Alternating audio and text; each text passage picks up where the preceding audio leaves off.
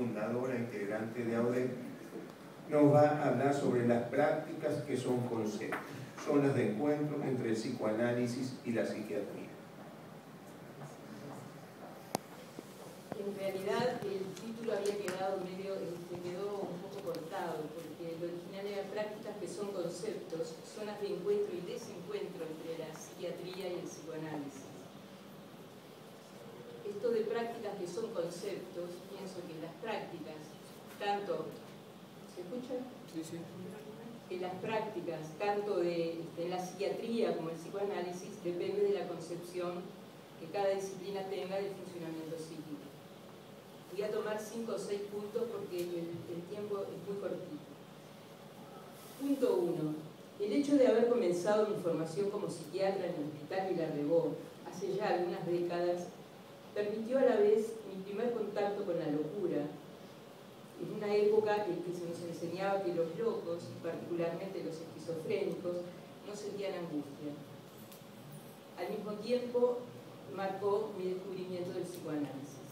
Era una época en que, como parte de la formación que nos ofrecía la clínica psiquiátrica, alternábamos seminarios de estudio de la obra de Breuer, coordinados por Casarotti, con los seminarios de sueños y estructuración psíquica, coordinados por Mercedes y Héctor Garbarino y otros analistas. Esto en el Hospital Vilarrebó. A estas actividades se sumaban los ateneos semanales de la clínica, en la que tanto psiquiatras como psicoanalistas debatían con pasión y respeto sobre problemas diagnósticos, estructurales y terapéuticos, enriqueciéndonos cada vez desde sus respectivos marcos teóricos, al mismo tiempo que reclamaban nuestra participación activa en cuanto a opiniones e incertidumbres. Paralelamente, el recién nombrado profesor Juan Carlos Rey, en aquella época, también psicoanalista, nos sorprendía al comienzo del posgrado dedicándonos parte de su tiempo para entrevistas personales, cuyo objetivo era conocernos y saber de nuestro interés por la especialidad elegida. Y era una forma de encuentro personal e interesado, nunca antes vivenciado en nuestra larga carrera como médicos. Subrayo esto porque escuchando actualmente a los residentes y a los flipas, se sorprenden cuando se les hace espacio. Encuentros inaugurales estos que marcarían para siempre nuestra trayectoria en la formación psiquiátrica y un modo distinto de encontrarnos con nuestros pacientes. Verdaderas zonas de cruce en nuestra incipiente identidad de psiquiatras, en la que a la clínica diaria en el hospital se sumaban además las primeras supervisiones de psicoterapia con los pacientes del hospital. Tal vez algo de estos comienzos fue albergando el proyecto en años posteriores de un retorno a la clínica psiquiátrica expresado en un deseo de transmisión y de intercambio con las nuevas generaciones. Punto 2. Luego de largos años de dictadura, en la época en que Ángel Ginés asumió como nuevo director, surgió el ofrecimiento desde APU de realizar los llamados grupos operativos,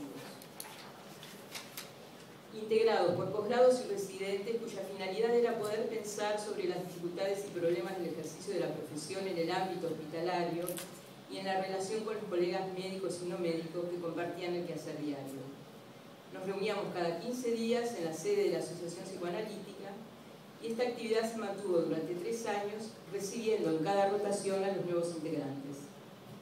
A pesar de ser optativa y no curricular, la concurrencia se mantenía entre 12 a 15 personas. 2 demandas fundamentales, y esto es lo que quería transmitirles y rescatar de estos años de trabajo, 2 demandas fundamentales se repetían en cada nueva generación. Una era la necesidad de contar con herramientas teóricas y prácticas para acercarse a los pacientes de una manera que no fuera la repetición del modelo médico, anamnesis, interrogatorio, etc.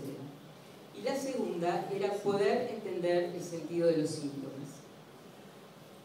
Pienso que si existe algo en común entre la medicina, la psiquiatría y el psicoanálisis es, una, que se ocupan de los síntomas, 2, que algún tipo de relación tienen con sus pacientes, aunque se trate muchas veces de una no relación. Y tercero, la búsqueda de la cura. 3 aspectos que, sin embargo, distancian las 3 disciplinas, particularmente en lo relativo a la comprensión y a los abordajes de cada una de las situaciones.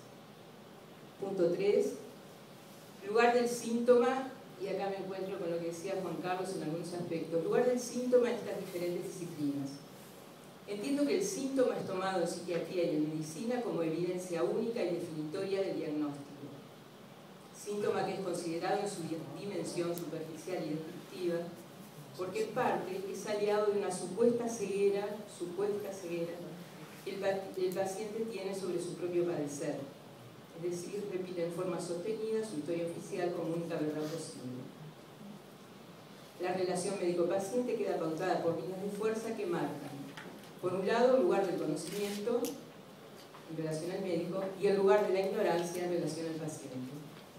Define al mismo tiempo la función de cada uno de estos lugares, porque el paciente queda en una posición pasiva en cuanto a su padecer, y el diagnóstico funciona como refugio de un no querer saber, de no querer interrogarse sobre el origen del sufrimiento. El camino que muchas veces le queda es insistir en sus demandas de medicación, cerrando un circuito empobrecedor y estéril que impide todo avance en la búsqueda de sentidos. Atrapado en esta dinámica, al médico le queda el camino de los consejos, de la psicoeducación, de las órdenes, médico psiquiatra me refiero también, que no harán más que reforzar la situación de dependencia recíproca y malestar en la pareja terapéutica. La posibilidad que detrás del síntoma haya un beneficio secundario de la enfermedad vinculada a la historia personal y al deseo es algo que permanece ignorado por ambos protagonistas. Una de las preguntas sería, ¿será por eso que se pretende su desaparición del síntoma en forma rápida y supuestamente eficaz? Punto 4.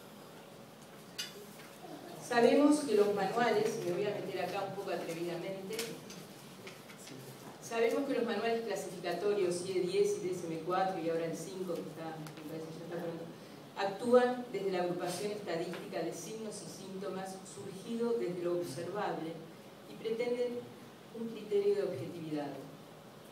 No toman en cuenta la etiología y el tratamiento que de ello surge, provee alivio pero no cura. Sabemos también de su utilidad como puente de comunicación entre psiquiatras y psicólogos, lenguaje en común que permite un discurso compartido sobre el diagnóstico y cierto consenso en la elección del tratamiento, lo que permitiría cumplir con el afán de investigación. Pero surge la pregunta, ¿dónde queda el sujeto cuando es mirado y observado desde estas agrupaciones sintomáticas? ¿Se trata de una clínica del sujeto como persona única e irrepetible o de una serie de síntomas descritos con la exclusión del sujeto como persona? Preguntas todas muy polémicas, si da tiempo veremos. Punto 5. El psicoanálisis tiene como fundador al médico neurólogo que fue Freud. Los comienzos de su investigación estuvieron marcados por la búsqueda sin tregua de soluciones para los interrogantes que le planteaban las histéricas con sus síntomas. Estas ya habían abandonado el lugar de hechiceras que la cultura epocal les otorgaba para pasar a inquietar a los médicos en los hospitales. Dejaban de ser las poseídas para cobrar el derecho de enfermas, cuya cualidad, y esto es muy actual, era el de ser simuladoras, ya que sus síntomas no respondían a causas físicas determinadas. Freud comienza a tratarlas con los conocimientos médicos de la época, la hipnosis y la sugestión, con lo que lograba curas sintomáticas y por lo tanto transitorias. Curas sintomáticas y por lo tanto transitorias. El centro estaba puesto en la ecuación síntoma-recuerdo. De recuperar los recuerdos se trataba, y la vía era el síntoma. Sabemos lo que ocurrió después. Ante el fracaso de la hipnosis y la sugestión, Freud las abandona y descubre el valor de la fantasía como expresión de los deseos inconscientes. En este segundo tiempo, la técnica se orienta a saber sobre los deseos inconscientes que están implicados con la prehistoria infantil. ¿Qué pasa? Bueno, salteo acá.